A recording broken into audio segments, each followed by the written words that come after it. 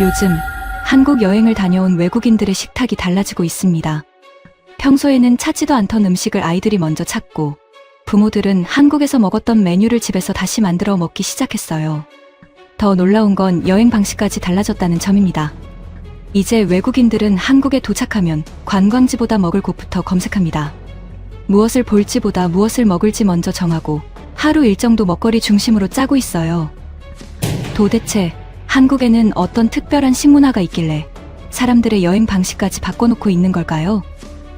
오늘은 외국인들이 한국에 오면 하나둘씩 빠져드는 식문화와 그것이 왜 특별한 경험으로 남는지 함께 알아보겠습니다. 여러분, 외국인들이 한국에 오면 가장 먼저 하는 일이 뭘까요? 명동에서 쇼핑을 하는 걸까요? 아니면 경복궁부터 찾아가는 걸까요? 놀랍게도 많은 외국인들이 공항에 도착하자마자 가장 먼저 찾는 건 음식입니다. 실제로 서울관광재단 조사에 따르면 서울을 2번 이상 방문한 외국인들이 서울을 다시 찾는 이유, 1위는 쇼핑도 관광지도 아닌 바로 음식이었습니다. 한 번 맛본 한국 음식이 다시 한국을 찾게 만드는 가장 강력한 이유가 된 거죠. 그런데 수많은 한국 음식 가운데 외국인들이 꼭 한번 경험해보고 싶어하는 메뉴가 있습니다. 한국 여행 브이로그만 봐도 빠지지 않고 등장하는 음식, 바로 삼겹살입니다. 서울관광재단 외래 관광객 실태조사에서도 삼겹살은 치킨, 비빔밥과 함께 외국인들이 가장 많이 경험하고 가장 만족한 대표적인 한국 음식으로 꼽혔습니다. 와, 정말 맛있어요. 이거 정말 최고예요. 지금까지 먹어본 바비큐 중 제일 맛있어요. 와, 이건 정말 말이 안 나오네요. 그런데 이상하지 않으세요? 고기를 구워 먹는 문화 자체는 낯선 일이 아닙니다. 미국에도 바베큐가 있고 유럽 여러 나라에도 다양한 그릴 요리가 있죠. 그런데 한국의 삼겹살은 먹는 방식이 조금 다릅니다. 미국이나 유럽의 많은 식당에서는 고기와 곁들인 메뉴를 각각 선택하는 경우가 많지만 한국에서는 고기를 주문하는 순간 식탁 풍경이 완전히 달라집니다. 상추와 깻잎, 파절이, 쌈장, 마늘, 고추, 김치. 어느새 고기보다 반찬 접시가 더 많아지죠. 식당에 따라서는 계란찜이나 된장찌개를 함께 곁들이기도 합니다. 외국인들은 당황합니다. 잠깐만요. 고기만 주문한 거 아니었어요? 더 놀라운 건 이 반찬들이 대부분 기본으로 제공된다는 점입니다. 심지어 부족하면 더 달라고 할 수도 있죠. 그래서 외국인들이 가장 많이 하는 말이 있습니다. 이게 다 무료라고요? 놀라움은 여기서 끝나지 않습니다. 잠시 뒤 직원이 집게와 가위를 들고 등장하거든요. 처음 한국에 온 외국인들은 거의 예외 없이 묻습니다. 고기를 왜 가위로 자르죠? 그리고 또 하나 신기해하는 장면이 있습니다. 한국의 많은 삼겹살집에서는 직원이 직접 고기를 구워주거나 가장 맛있게 먹는 방법을 알려주기도 하거든요. 언제 뒤집어야 하는지, 언제 먹어야 가장 맛있는지 알려주고 먹기 좋은 크기로 잘라주기까지 하죠. 외국인들 입장에서는 식사와 서비스를 동시에 받는 기분이 드는 겁니다. 그렇게 노릇하게 익은 삼겹살 한 점을 상추 위에 올립니다. 구운 김치도 올리고요. 마늘도 올리고 쌈장도 찍고 파절이까지 얹습니다. 그리고 한 입에 넣죠. 처음엔 다들 놀랍니다. 이걸 한 번에 다 먹는다고요? 그런데 한 번 먹어보면 표정이 바뀝니다. 같은 고기인데도 조합에 따라 맛이 완전히 달라지거든요. 김치를 넣으면 매콤해지고 깻잎을 넣으면 향이 살아나고 마늘을 넣으면 풍미가 깊어집니다. 한 점의 고기로 수십 가지 맛을 만들 수 있는 셈이죠. 게다가 사람마다 먹는 방식도 전부 다릅니다. 누군가는 소금에만 찍어 먹고 누군가는 쌈장과 마늘을 듬뿍 넣어 먹습니다. 외국인들 눈에는 하나의 음식을 주문했는데 여러 가지 요리를 동시에 경험하는 것처럼 느껴지는 겁니다. 그런데 진짜 하이라이트는 지금부터입니다. 고기를 다 먹었는데 식사가 끝나지 않거든요. 시원한 냉면을 주문하기도 하고 남은 김치와 고기 기름에 볶음밥을 만들어 먹기도 합니다. 외국인들은 또 한 번 놀라게 되는 거예요. 고기 먹고 디저트가 아니라 또 다른 요리를 먹는다고요? 이쯤 되면 외국인들도 깨닫게 되는 거죠. 한국의 삼겹살은 단순히 고기 한 접시가 아니라는 거요. 반찬부터 쌈, 찌개, 냉면, 볶음밥까지 이어지는 하나의 코스처럼 느껴진다는 겁니다. 그런데 삼겹살에 푹 빠진 외국인들은 자연스럽게 다음 질문을 던집니다. 한국 사람들은 평소에 뭘 먹을까? 진짜 현지인들은 어디로 갈까? 흥미로운 건 이들이 향하는 곳이 미쉐린 레스토랑이나 호텔 뷔페가 아니라는 점입니다. 이들이 궁금해하는 건 화려한 고급 요리보다 한국 사람들이 일상에서 즐기는 진짜 음식이죠. 그래서 많은 외국인들이 여행 첫날부터 전통시장과 동네 맛집으로 향합니다. 실제로 한국 음식 특집 프로그램을 촬영하기 위해 서울을 찾은 오스트리아 방송인 실비아 슈나이더도 가장 먼저 전통시장으로 향했는데요. 그녀가 찾은 곳은 서울 한가운데 자리한 광장시장이었습니다. 광장시장은 1905년에 문을 연 우리나라 최초의 상설시장으로 알려져 있습니다. 처음에는 직물과 한복을 거래하던 시장이었지만 지금은 빈대떡과 칼국수, 육회, 김밥 같은 먹거리로 더 유명해졌죠. 특히 넷플릭스 다큐멘터리 스트리트 푸드 아시아 서울편에 광장시장 칼국수 가게가 소개된 뒤 외국인 여행객들 사이에서는 서울에 오면 꼭 가봐야 할 장소로 자리 잡았습니다. 그런데 외국인들이 광장시장에 들어서는 순간 가장 먼저 놀라는 건 시장의 역사도 규모도 아닙니다. 바로 소리와 냄새예요. 빈대떡이 철판 위에서 지글지글 익어가는 소리, 칼국수면을 써는 경쾌한 칼질 소리, 갓 쪄낸 만두에서 피어오르는 김, 여기에 고소한 기름 냄새까지 더해지면서 시장 전체가 하나의 거대한 주방처럼 느껴집니다. 이곳에서 실비아가 가장 먼저 맛본 음식은 김치만두였습니다. 김치, 버섯과 파, 마늘, 두부가 가득 들어간 만두를 한 입 먹은 뒤 그녀는 이렇게 말하죠. 채소가 정말 많이 들어있네요. 맵긴 하지만 맛있어요. 그런데 이런 반응은 실비아만의 이야기가 아닙니다. 외국인들이 한국 음식을 처음 경험할 때 가장 자주 하는 말이기도 하죠. 처음에는 낯설고 조심스럽지만 한 입 먹어본 뒤에는 표정이 달라지기 시작하죠. 실비아가 특히 인상 깊어했던 음식은 빈대떡이었습니다. 녹두를 갈아 만든 반죽을 커다란 철판 위에 올리고 노릇하게 구워내는 모습을 한참 바라보던 그녀. 드디어 한 입 먹어보더니 이렇게 표현합니다. 감자 팬케이크 같아요. 겉은 바삭한데 안에는 속이 꽉 차 있어요. 사실 외국인들은 낯선 음식을 만나면 자기 나라 음식과 먼저 비교하며 이해하려고 하는데요. 실비아는 만두는 이탈리아식 만두, 파스타와 비슷하다고 말하고 빈대떡은 바삭하게 구운 감자 팬케이크로 비유했어요. 익숙한 듯 낯설고 낯선 듯 익숙한 맛. 광장시장에서 외국인들이 또 한 번 멈춰서는 곳은 칼국수 가게입니다. 손으로 직접 반죽한 면을 칼로 썰어 넣고 뜨거운 육수를 부어내는 모습이 눈앞에서 펼쳐지거든요. 레스토랑 주방 뒤편에서 보이지 않던 조리 과정이 그대로 드러나는 겁니다. 외국인들에게는 음식을 먹는 것뿐만 아니라 만들어지는 과정까지 함께 경험하는 시간이 되는 거죠. 그리고 광장시장 하면 빠질 수 없는 음식이 또 있습니다. 바로 육회입니다. 날고기를 먹는 문화가 익숙하지 않은 나라가 많다 보니 처음에는 망설이는 외국인들도 적지 않은데요. 배와 노른자, 참기름이 어우러진 육회를 한 입 먹고 나면 반응이 달라집니다. 생각보다 전혀 비리지 않아요. 부드럽고 고소해요. 스테이크 타르타르와 비슷한데 훨씬 가벼운 맛이에요. 흥미로운 건 외국인들이 시장에서 한 가지 음식만 먹지 않는다는 점입니다. 골목을 걷다 보면 꼬마김밥과 떡볶이, 순대와 어묵은 물론이고 갓부쳐낸 동그랑땡과 완자까지 자연스럽게 손이 가게 되죠. 이렇게 조금씩 여러 음식을 맛보며 시장 전체를 하나의 거대한 푸드코트처럼 즐깁니다. 한국 사람들에게는 익숙한 풍경이지만 외국인들 눈에는 굉장히 특별한 경험으로 다가옵니다. 실제로 한국관광공사 조사에서도 외국인 관광객들은 전통시장의 가장 큰 매력으로 다양한 음식을 한 곳에서 경험할 수 있다는 점과 현지인의 일상을 가까이에서 느낄 수 있다는 점을 꼽았습니다. 그래서 광장시장은 단순한 관광지가 아닙니다. 한국 사람들이 무엇을 먹고 어떻게 먹고 어떤 분위기 속에서 하루를 보내는지 가장 생생하게 보여주는 공간이죠. 그런데 시장 음식을 실컷 먹고 나온 외국인들이 또 한 번 놀라는 순간이 있습니다. 배부르게 먹었으니 이제 끝난 줄 알았는데 한국 사람들은 여기서 또 다른 코스를 준비하거든요. 특히 여름에 한국을 찾은 외국인들이 사진을 찍기 위해 주문했다가 마지막 한 숟가락까지 남김없이 비우게 된다는 음식. 바로 한국식 빙수입니다. 여러분, 요즘 날씨 정말 덥죠? 주말에 더위를 식히려고 빙수 한 그릇 드시고 오신 분들도 계실 겁니다.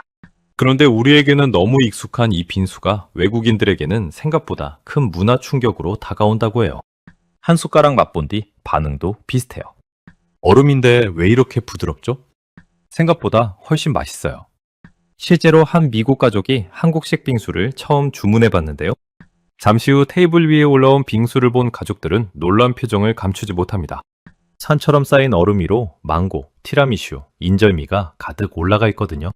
외국인들은 가장 먼저 양에 놀랍니다. 디저트라기보다 케이크에 더 가까워 보이는 양이죠. 사실 얼음을 갈아먹는 문화는 한국에만 있는 건 아니에요. 일본에는 가키고리가 있고 미국과 하와이에는 쉐이브 아이스가 있습니다. 그런데 한국의 빙수는 조금 다릅니다. 일본의 가키고리나 미국의 쉐이브 아이스가 얼음에 시럽을 더해 먹는 디저트라면 한국의 빙수는 얼음 위에 다양한 재료를 쌓아 올려 함께 즐기는 하나의 음식에 가깝거든요. 우유 얼음을 곱게 갈고 그 위에 팥과 떡, 과일과 아이스크림, 콩가루와 연유를 더합니다. 얼음은 바닥에 깔린 재료일 뿐이고 진짜 주인공은 그 위에 올라가는 토핑들이죠. 그래서 외국인들은 빙수를 처음 보는 순간부터 휴대폰을 꺼내들게 됩니다. 먹기 전에 사진부터 찍는 이유도 바로 여기에 있어요. 그런데 더 흥미로운 건 빙수에 올라가는 재료들입니다. 팥빙수는 한국을 대표하는 여름 디저트인데요. 얼음을 갈아먹는 문화 자체는 여러 나라에 있지만 팥과 떡을 함께 올린 팥빙수는 오랜 시간 한국만의 방식으로 발전해 왔습니다. 한국민족문화 대백과 사전과 한국문화정보원 자료에 따르면 조선시대에는 서빙고와 동빙고에 겨울철 얼음을 저장했다가 여름에 사용했다고 해요. 당시 얼음은 매우 귀한 자원이어서 왕실과 상류층을 중심으로 활용됐는데요. 이후 얼음을 즐기는 문화가 점차 민간으로 확산되고 개항 이후 팥과 설탕이 보급되면서 오늘날의 팥빙수가 탄생하게 된 겁니다. 지금처럼 대중적인 음식이 된 건 1920년대 이후 냉장 기술이 보급되면서부터였어요. 처음에는 얼음 위에 팥과 떡, 연유를 올린 단순한 형태였지만 한국 사람들은 여기에 자신들만의 재료를 하나둘 더하기 시작했습니다. 그 결과 다른 나라에서는 보기 힘든 독특한 빙수들이 탄생하게 됐죠. 대표적인 메뉴가 바로 인절미 빙수입니다. 한국 전통떡인 인절미를 잘게 썰어 올리고 고소한 콩가루를 듬뿍 뿌린 뒤 우유, 얼음과 함께 먹는 방식인데요. 외국인들에게는 이 조합 자체가 굉장히 낯섭니다. 팥이 디저트에 들어가고 떡이 얼음 위에 올라가고 콩가루를 달콤한 음식에 뿌린다는 발상 자체가 익숙하지 않거든요. 그런데 첫 숟가락을 먹는 순간 반응이 달라집니다. 얼음은 눈처럼 부드럽게 녹아내리고 인절미는 쫀득하게 씹히고 콩가루는 고소한 풍미를 더해주죠. 이런 반응은 어른들만 보이는 게 아닙니다. 아이들도 마찬가지예요. 실제로 한국식 빙수를 처음 본 한 미국인 아기는 낯선 재료에 당황한 듯 울음을 터뜨리기도 했는데요. 하지만 살짝 맛본 뒤에는 스스로 먹기 시작했습니다. 낯설음은 잠시였고 달콤하고 시원한 맛은 나이와 국적을 가리지 않았던 거죠. 그리고 설빙의 인절미 빙수는 해외 매장 확장과 SNS를 통해 한국식 빙수를 알리는데 큰 역할을 했습니다.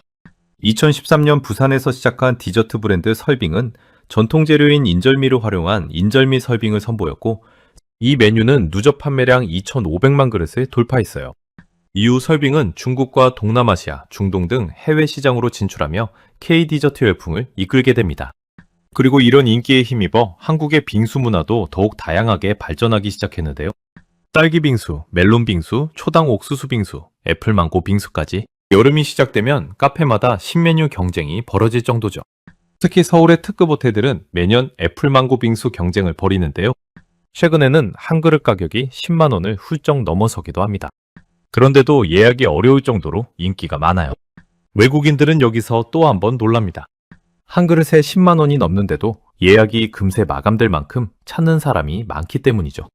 그만큼 한국 사람들에게 빙수는 단순한 디저트가 아닙니다.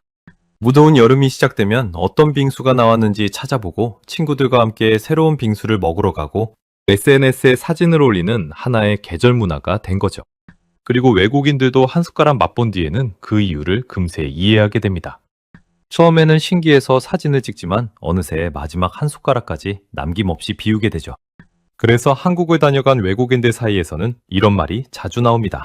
한국의 여름은 빙수를 먹기 전과 후로 나뉜다고요. 그런데 한국의 음식 문화는 여기서 끝나지 않습니다. 해가 지기 시작하면 외국인들은 또 다른 한국의 일상을 경험하기 위해 한강으로 향합니다. 사실 이미 SNS를 통해 한강에서 치킨을 먹는 모습을 수없이 봤기 때문이죠. 돗자리를 펴고 앉아 시원한 강바람을 맞으며 치킨과 맥주를 즐기는 모습은 이제 외국인들 사이에서 꼭 해봐야 할 한국 여행 코스가 됐습니다. 직접 한강에 도착한 외국인들은 스마트폰을 꺼내 배달 앱부터 실행합니다. 가장 먼저 주문하는 음식은 역시 한국식 치킨입니다. 정말 공원에서도 음식이 배달되는지 직접 확인해보고 싶은 거죠. 잠시 뒤 배달기사가 한강까지 치킨을 가져다 주는 순간 외국인들의 표정이 달라집니다. 식당에 가지 않아도 원하는 장소에서 원하는 음식을 즐길 수 있다는 사실이 무척 신기하게 느껴지기 때문입니다. 실제로 농림축산식품부가 발표한 해외 한식 소비자 조사에서 한국식 치킨은 전 세계 소비자들이 가장 선호하는 한국 음식 가운데 하나로 꼽혔습니다. 한국을 찾은 외국인 관광객들을 대상으로 한 조사에서도 치킨은 가장 많이 경험한 음식 상위권에 꾸준히 이름을 올리고 있죠. 그런데 외국인들이 한국 치킨에 빠지는 이유는 단순히 맛 때문만은 아닙니다. 처음에는 다들 비슷한 생각을 하거든요. 치킨이야 어느 나라에나 있지 않냐고요? 그런데 한국 치킨을 먹어본 외국인들은 하나같이 같은 이야기를 합니다. 생각했던 치킨이 아니에요. 가장 먼저 놀라는 건 식감입니다. 한국식 치킨은 보통 2번 튀겨내기 때문에 겉은 훨씬 바삭하고 속은 촉촉하거든요. 양념을 입혀도 쉽게 눅눅해지지 않는 이유도 여기에 있습니다. 2026년 영국 일간지 가디언은 한국 치킨의 경쟁력으로 바로 이 더블 프라이 조리 방식을 꼽기도 했죠. 그리고 두 번째로 놀라는 건 선택지입니다. 한국에서는 치킨 한 마리에도 정말 다양한 맛이 존재하거든요. 양념치킨, 간장치킨, 마늘치킨, 고추치킨, 허니치킨, 여기에 반반치킨 문화까지 더해집니다. 외국인들은 치킨을 주문하는 순간부터 고민에 빠집니다. 한 가지 맛만 고르면 되는 줄 알았는데 한 마리 안에서 2가지 맛을 동시에 선택할 수 있다는 사실을 알게 되거든요. 한국 사람들에게는 너무 익숙한 반반치킨 문화. 하지만 해외에서는 이런 방식이 흔하지 않습니다. 덕분에 외국인들은 여러 가지 맛을 한 번에 경험할 수 있고 자연스럽게 자신만의 최애 치킨을 찾게 되죠. 한 가지를 선택하는 대신 다양한 맛을 함께 즐길 수 있다는 점. 돗자리를 펴고 한강 야경을 바라보고 있는데 따뜻한 치킨이 배달되는 모습. 정확한 주소가 없어도 현재 위치만 공유하면 음식이 도착하는 시스템. 바로 이런 한국만의 치킨 문화가 외국인들에게는 너무 신기하게 보이는 거죠. 서울시는 2026년 봄 한강공원을 찾은 외국인 방문객이 크게 늘었다고 발표했는데요. 서울의 야경과 음식 문화를 동시에 즐길 수 있다는 점이 큰 매력으로 꼽혔습니다. 그리고 이제는 더 이상 치킨은 단순한 야식이 아니라는 점입니다. 야구 경기를 볼 때도 치킨을 먹고, 친구들과 한강에 갈 때도 치킨을 먹고, 집에서 영화를 볼 때도 치킨을 주문하죠. 그만큼 치킨은 특정한 시간이나 장소에 얽매이지 않는 음식이 된 겁니다. 먹고 싶을 때, 먹고 싶은 곳에서 원하는 맛을 골라 즐길 수 있다는 점. 바로 그 자유로움과 편리함이 외국인들을 한국 치킨에 빠지게 만드는 이유입니다. 그리고 여기서 끝이 아닙니다. 한강에서 치킨을 다 먹고 숙소로 돌아가는 중 외국인들은 또 한 번 놀라게 됩니다. 밤 12시가 훌쩍 넘었는데도 불이 꺼지지 않는 곳이 있거든요. 그곳에서 외국인들은 한국 사람들의 진짜 야식 문화를 발견하게 됩니다. 바로 편의점입니다. 외국인들은 처음엔 편의점을 물 한 병이나 간단한 간식을 사는 곳 정도로 생각합니다. 하지만 문을 열고 들어서는 순간 전혀 다른 풍경이 펼쳐집니다. 벽 한쪽을 가득 채운 컵라면, 냉장고마다 빼곡하게 진열된 음료와 디저트, 한 끼 식사가 가능한 도시락과 삼각김밥, 심지어 편의점에는 간단히 음식을 먹을 수 있는 공간도 마련되어 있습니다. 외국인들은 그제야 깨닫게 됩니다. 한국의 편의점은 단순한 상점이 아니라는 걸요. 작은 식당이자 카페이고 늦은 밤 허기를 달래주는 쉼터에 가깝다는 걸 말이죠. 최근 외국인 관광객들 사이에서는 관광지보다 현지 마트와 편의점을 찾아다니는 그로서리 투어리즘이 새로운 여행 트렌드로 떠오르고 있습니다. 그 나라 사람들이 실제로 무엇을 먹고 어떤 제품을 고르는지 직접 경험하는 여행 방식이 인기를 끌고 있는 거예요. 그리고 한국 편의점은 그 중심에 있습니다. 2026년 편의점 업계에 따르면 외국인 관광객 매출은 전년 대비 큰 폭으로 증가했는데요. CU는 외국인 매출이 100% 이상 늘었고 GS25와 세븐일레븐 역시 두 자릿수 이상의 증가율을 기록했습니다.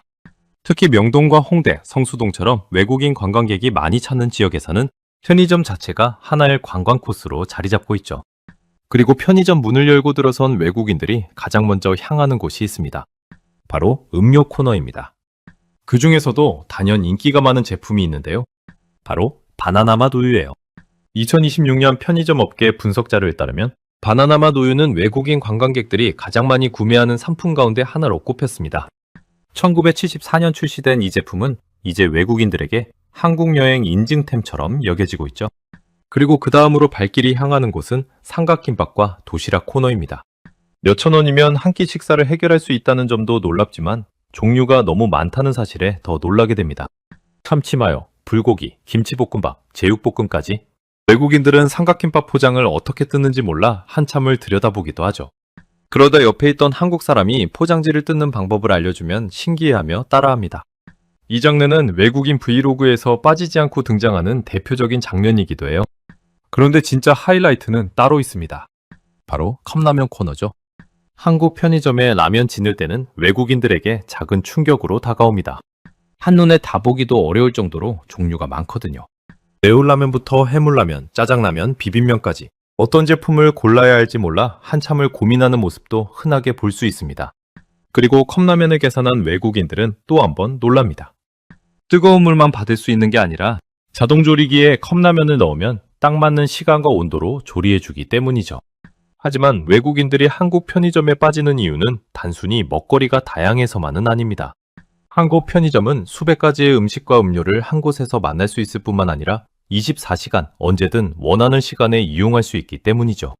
여기에 즉석조리기와 취식 공간까지 갖춰져 있어 음식을 고르는 순간부터 먹는 과정까지 한 번에 해결할 수 있습니다. 관광객 입장에서는 낯선 식당을 찾지 않아도 한국 사람들이 즐겨 먹는 음식을 쉽고 편하게 경험할 수 있는 셈입니다. 그래서 한국 편의점은 이제 단순한 가게가 아니라 외국인들이 꼭 들러야 하는 여행 코스로 자리 잡고 있는 거죠.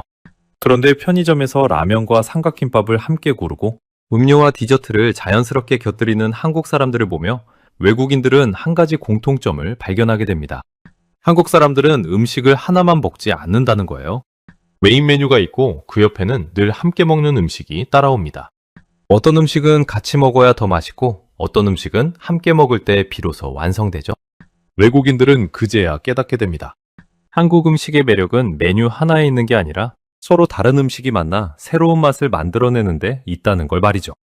그리고 그 특별한 식사 방식은 한국 식당에 들어가는 순간 더욱 알게 됩니다. 음식을 주문했을 뿐인데 작은 접시들이 끝도 없이 나오기 시작하거든요. 김치, 나물, 장아찌, 계란찜, 샐러드, 테이블 위가 금세 가득 차버리죠. 외국인들은 종종 이렇게 이야기합니다. 저는 이거 주문 안 했는데요. 더 놀라운 건 그 다음입니다. 반찬이 부족하면 더 달라고 해도 된다는 사실을 알게 되는 순간이죠.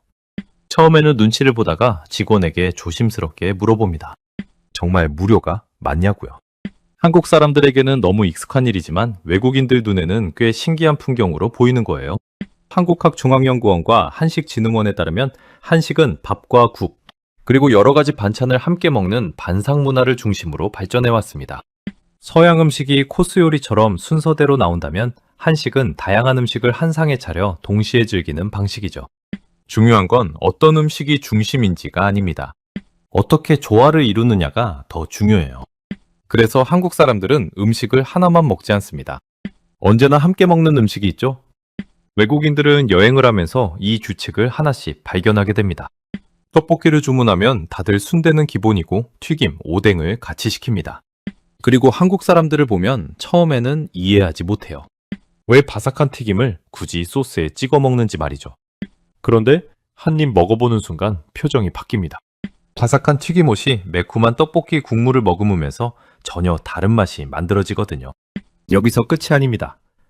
순대도 그냥 먹지 않아요. 떡볶이 양념에 찍어 먹죠. 외국인들은 다시 한번 놀랍니다. 한국 사람들은 왜 모든 음식을 섞어 먹느냐고요? 그런데 신기하게도 한번 따라해보면 금세 이유를 알게 됩니다. 따로 먹을 때보다 훨씬 맛있거든요. 편의점에서도 비슷한 장면이 이어집니다. 라면 하나를 고르더니 옆에서 삼각김밥을 집어듭니다. 매운 라면 국물을 한 입 먹고 김밥을 먹는 게 당연한 순서처럼 느껴지죠.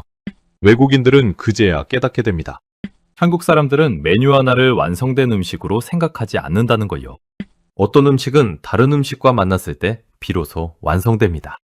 짜장면과 탕수육도 마찬가지입니다. 짜장면만 먹는 사람보다 탕수육을 함께 주문하는 사람이 훨씬 많죠. 여기에 단무지까지 곁들이면 느끼함이 사라지고 맛의 균형이 맞춰집니다.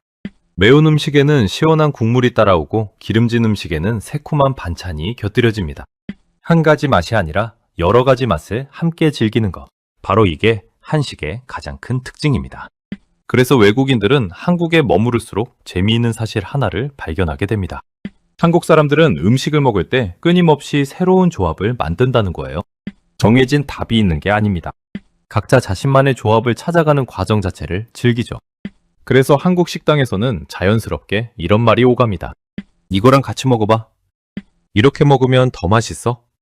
외국인들은 처음에는 낯설어하지만 어느 순간 자신도 같은 말을 하고 있는 걸 발견하게 됩니다. 새로운 조합을 추천하고 더 맛있게 먹는 방법을 알려주면서 말이죠. 결국 한국 음식의 매력은 특정 메뉴 하나에 있지 않습니다. 같은 메뉴를 먹어도 사람마다 조합이 다르고 누구와 먹느냐에 따라 분위기도 달라집니다. 정해진 방식대로 먹기보다 각자 자신만의 조합을 만들어가는 것. 외국인들은 한국 여행을 하면서 이런 특별한 식문화를 자연스럽게 경험하게 되는 겁니다. 그리고 이런 경험은 여행이 끝난 뒤에도 쉽게 잊히지 않습니다. 한국에서 먹었던 그 맛과 분위기를 다시 느끼고 싶어지기 때문이죠. 그렇다면 지금은 어떨까요? 외국인들이 한국 여행을 마치고 집으로 돌아간 뒤 다시 한국 음식을 먹고 싶어지면 어떻게 할까요?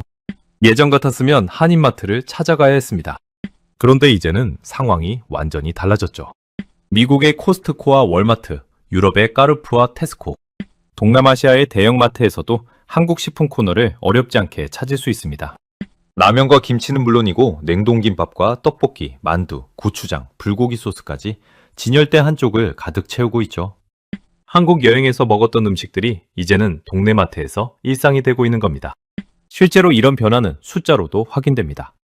농림축산식품부에 따르면 2025년 K푸드 플러스 수출액은 역대 최대인 136억 달러를 기록했습니다. 농식품 수출액만 처음으로 100억 달러를 넘어섰고 전년 대비 8.5% 증가했죠. 2026년 1분기에도 성장세는 이어졌습니다. K푸드 플러스 수출액은 전년 같은 기간보다 3.5% 증가한 33억 5천만 달러를 기록했고 북미와 유럽, 중동 지역을 중심으로 꾸준한 성장세를 보였습니다. 특히 라면의 성장 속도는 놀라울 정도입니다. 2025년 라면 수출액은 사상 처음으로 15억 달러를 돌파했습니다. 이제 한국 라면은 단순한 수출 상품이 아니라 세계인의 일상이 됐죠. 미국 대학생들은 기숙사에서 한국 라면을 끓여 먹고 유럽의 직장인들은 점심시간에 컵라면을 먹습니다. 동남아시아에서는 매운 한국 라면 챌린지가 하나의 놀이 문화로 자리 잡았을 정도예요. 흥미로운 건 해외에서 인기를 끄는 품목이 김치나 라면 같은 개별 상품에만 머무르지 않는다는 점입니다. 한국 사람들이 먹는 방식 자체가 함께 수출되고 있거든요. 해외 마트에서는 라면 옆에 김치를 진열하고 떡볶이 코너에는 고추장을 함께 배치합니다. 불고기 소스 옆에는 쌈장과 참기름을 놓고 냉동만두 옆에는 간장 소스를 함께 진열하죠. 단순히 상품을 판매하는 게 아닙니다. 한국 사람들이 어떻게 먹는지, 어떤 조합으로 즐기는지까지 함께 소개하고 있는 거예요. 이런 변화의 배경에는 K 콘텐츠의 힘도 있습니다. 드라마 속 편의점 라면, 예능 프로그램에 등장한 떡볶이와 삼겹살, 먹방 콘텐츠까지 외국인들은 화면 속 음식을 보며 호기심을 느끼고 한국 여행에서 직접 경험한 뒤에는 다시 마트에서 찾게 됩니다. K 콘텐츠가 호기심을 만들고 한국 여행이 경험을 만들고 마트가 그 경험을 일상으로 바꾸는 구조가 완성된 거죠. 그래서 세계 식품 기업들도 빠르게 움직이고 있습니다. 2026년 서울푸드 국제식품박람회에는 49개국 1,800개 기업이 참가했습니다. 전 세계 유통업체와 바이어들이 한국 식품을 직접 살펴보기 위해 한국을 찾은 겁니다. 이제 K푸드는 일시적인 유행이 아니라 글로벌 식품 산업의 새로운 흐름으로 평가받고 있습니다. 한국 음식은 더 이상 특별한 날에만 먹는 이국적인 음식이 아닙니다. 세계 곳곳의 냉장고와 식탁위로 자연스럽게 스며들고 있죠. 그런데 여기서 한 가지 궁금해집니다. 도대체 한국 음식은 왜 이렇게 강한 힘을 가진 걸까요? 왜 외국인들은 한국 음식을 한번 맛본 뒤에도 오래 기억하는 걸까요? 지금까지 살펴본 모든 장면 속에 그 답이 숨어 있습니다. 여러분, 삼겹살, 시장 음식, 빙수, 치킨, 편의점 음식. 겉으로 보면 전혀 다른 음식들처럼 보이죠? 그런데 가만히 들여다보면 한 가지 공통점이 있습니다. 한국 음식은 혼자 조용히 먹고 끝나는 음식이 아니라는 점입니다. 누군가와 함께 나누고 함께 웃게 만드는 음식이죠. 삼겹살집에서는 불판을 가운데 두고 자연스럽게 역할이 생깁니다. 누군가는 고기를 굽고 누군가는 쌈을 싸고 누군가는 익은 고기를 앞접시에 올려주죠. 시장에서는 음식을 하나만 고르지 않습니다. 이것도 먹어보고 저것도 나눠 먹고 옆 사람이 먹는 음식까지 궁금해집니다. 빙수는 커다란 그릇 하나를 가운데 두고 여러 사람이 숟가락을 듭니다. 치킨은 한강의 야경, 친구들의 웃음소리, 배달이 도착하는 순간까지 함께 기억됩니다. 편의점 음식조차 단순한 간식이 아닙니다. 라면을 끓이고 삼각김밥을 고르고 매장 앞 의자에 앉아 이야기를 나누는 순간까지 하나의 경험이 되죠. 한국 음식은 맛있어서 기억되는 것이기도 하지만 사실 그보다 더 오래 남는 건 그 음식을 먹던 순간입니다. 누군가가 먹는 방법을 알려주고 함께 나누고 새로운 조합을 추천해주는 과정까지 함께 기억되죠. 한국 사람들에게 음식은 오래전부터 마음을 전하는 방식이었습니다. 밥 먹었어? 라는 말이 단순한 질문이 아니라 안부가 되는 나라. 오랜만에 만난 사람에게 언제 밥 한 번 먹자고 말하는 나라. 좋은 일이 있어도 밥을 먹고 힘든 일이 있어도 밥상 앞에 앉는 나라. 한국에서 밥상은 단순히 음식을 올려놓는 공간이 아니었습니다. 마음을 나누고 관계를 확인하고 사람을 챙기는 자리였죠. 그래서 한국 음식에는 유난히 함께 먹는 장면이 많습니다. 반찬을 나누고 국물을 함께 먹고 고기를 앞접시에 올려주고 더 먹으라며 권합니다. 우리에게는 너무 익숙해서 특별하게 느끼지 못했던 모습들이 외국인들에게는 깊은 인상으로 남는 이유도 여기에 있습니다. 한국 음식은 레시피만으로 완성되지 않습니다. 그 음식을 함께 먹는 사람, 그날의 분위기, 나누던 대화까지 더해질 때 비로소 기억에 남는 한 끼가 됩니다.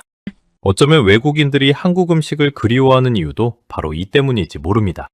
그래서 한국 음식은 한 번의 여행으로 끝나지 않습니다. 맛은 기억이 되고 기억은 다시 그 음식을 찾게 만듭니다. 그리고 그 기억은 또 다른 사람에게 전해집니다. 친구에게 한국 라면을 끓여주고 가족에게 김치를 맛보게 하고 다음 여행지로 한국을 추천하게 되는 겁니다. 이제 한국 음식은 세계 곳곳에서 새로운 식탁을 만들고 있습니다. 하지만 그 시작은 거창한 유행이나 숫자가 아니었습니다. 따뜻한 밥 한 끼, 함께 나눈 반찬 한 접시, 처음 맛본 쌈 한 입, 그리고 누군가의 한번 먹어봐 라는 말에서 시작됐죠. 어쩌면 지금 세계가 한국 음식에 빠지는 이유도 아주 단순합니다.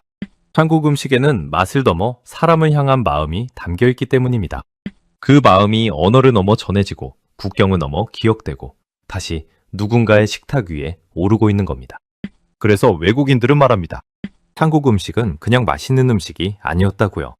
그건 한국이라는 나라를 가장 따뜻하게 경험하는 방법이었다고요. 지금까지 시청해주셔서 감사합니다. 오늘 영상이 재미있으셨거나 도움이 되셨다면 구독과 좋아요, 알림 설정까지 부탁드립니다. 여러분은 어떤 한국 음식이 가장 기억에 남으셨나요? 댓글로 여러분의 경험도 함께 들려주세요. 앞으로도 전 세계를 놀라게 하는 한국의 이야기와 흥미로운 소식들로 찾아뵙겠습니다. 해외 감동 오픈이었습니다.